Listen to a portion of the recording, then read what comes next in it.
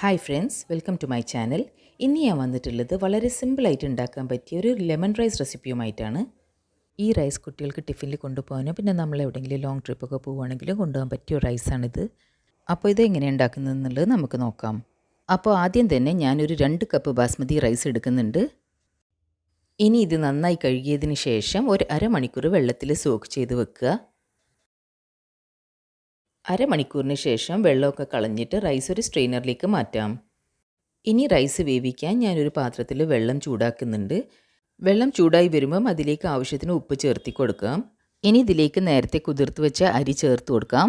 Lemon rice ഉണ്ടാക്കാൻ വേണ്ടിയിട്ട് rice അധികം കുക്കാവേണ്ട ആവശ്യമില്ല. ഒരു 80-85% കുക്കായാൽ മതി. ബാസ്മതി റൈസ് ആയതുകൊണ്ട് പെട്ടെന്ന് തന്നെ വെന്ത് കിട്ടും. വെള്ളം ബോയിൽ ആവാൻ തുടങ്ങിയാൽ നമുക്ക് ഫ്ലെയിം ഒന്ന് മീഡിയമിലേക്ക് ആക്കി കൊടുക്കാം. ഇപ്പം റൈസ് ആവശ്യത്തിന് വെന്ത് വന്നിട്ടുണ്ട്. ഇനി അധികം വേവിക്കേണ്ട ആവശ്യമില്ല, അല്ലെങ്കിൽ വല്ലാണ്ട് സോഫ്റ്റായി പോവും. ഇനി ഈ വെള്ളമൊക്കെ ഒന്ന് മാറ്റിയിട്ട് നമുക്ക് റൈസ് വാർന്ന് വെക്കാം.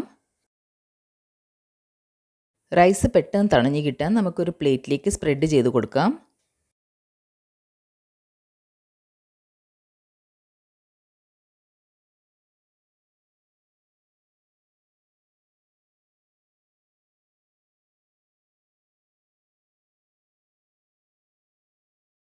ഇനി ലെമൺ റൈസ് ഉണ്ടാക്കാൻ തുടങ്ങാം. അപ്പോൾ ആദ്യം തന്നെ ഒരു പാനിലേക്ക് 3 ടേബിൾ സ്പൂൺ ഓയിൽ ഞാൻ ചൂടാക്കുന്നുണ്ട്. ഓയിൽ ചൂടായി വരുമ്പോൾ അതിലേക്ക് 1 ടേബിൾ സ്പൂൺ കടുക് ഇട്ട് കൊടുക്കണം. കടുക് പൊട്ടാൻ തുടങ്ങുമ്പോൾ അതിലേക്ക് 1 ടേബിൾ സ്പൂൺ ഉഴുന്നുപരിപ്പ് ചേർത്ത് കൊടുക്കാം. ഇനി ഇതിലേക്ക് 1 ടേബിൾ സ്പൂൺ കടലപ്പരിപ്പും ഇട്ട് കൊടുക്കാം. ഇനി 2 ടേബിൾ സ്പൂൺ കപ്പലണ്ടി ഇട്ട് കൊടുക്കാം. നിങ്ങൾക്ക് കാഷ്യൂ നട്ട്സ് ഇഷ്ടമാണെങ്കിൽ കാഷ്യൂ നട്ട്സും ഇതിലേക്ക് ചേർത്ത് കൊടുക്കാം. ഇനി ഇത് നന്നായിട്ടൊന്ന് റോസ്റ്റ് ചെയ്തെടുക്കാം. ഇപ്പോൾ ഇത് ഏകദേശം ഒന്ന് റോസ്റ്റായി വരുമ്പോൾ ഇതിലേക്ക് 3 ഡ്രൈഡ് റെഡ് ചില്ലീസ് ഇതിലേക്ക് ചേർത്ത് കൊടുക്കാം. വീണ്ടും നന്നായിട്ടൊന്ന് ഇളക്കി കൊടുക്കാം. ഇനി ഇതിലേക്ക് 3 പച്ചമുളക് കട്ട് ചെയ്ത് ചേർത്ത് കൊടുക്കുന്നുണ്ട്. കുറച്ച് കറിവേപ്പിലയും ചേർത്ത് കൊടുക്കുന്നുണ്ട്. ഇനി ഇതൊക്കെ ഒന്ന് നന്നായിട്ട് ഫ്രൈ ചെയ്തെടുക്കണം. ഇനി ഇതിലേക്ക് ഒരു 1/2 ടീസ്പൂൺ മഞ്ഞൾപ്പൊടി ചേർത്ത് കൊടുക്കുന്നുണ്ട്. ഒരു 1/2 ടീസ്പൂൺ കായപ്പൊടിയും കൂടി ചേർത്ത് കൊടുക്കുന്നുണ്ട്. കായപ്പൊടി ചേർത്തിട്ട് നല്ലൊരു ഫ്ലേവറാണ്. വീണ്ടും ഒരു 2 മിനിറ്റ്സ് വരെ നന്നായിട്ടൊന്ന് ഇളക്കി കൊടുക്കുക.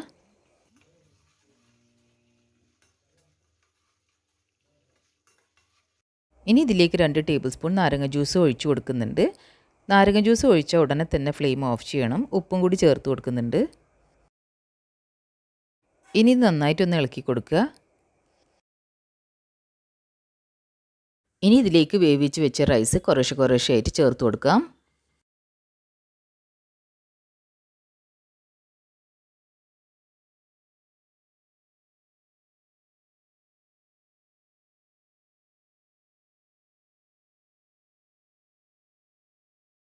ഇനി റൈസ് ഇളക്കി കൊടുക്കുമ്പം പതുക്കെ ഇളക്കി കൊടുക്കുക. റൈസ് ബ്രേക്ക് ആവാതെ ശ്രദ്ധിക്കണം.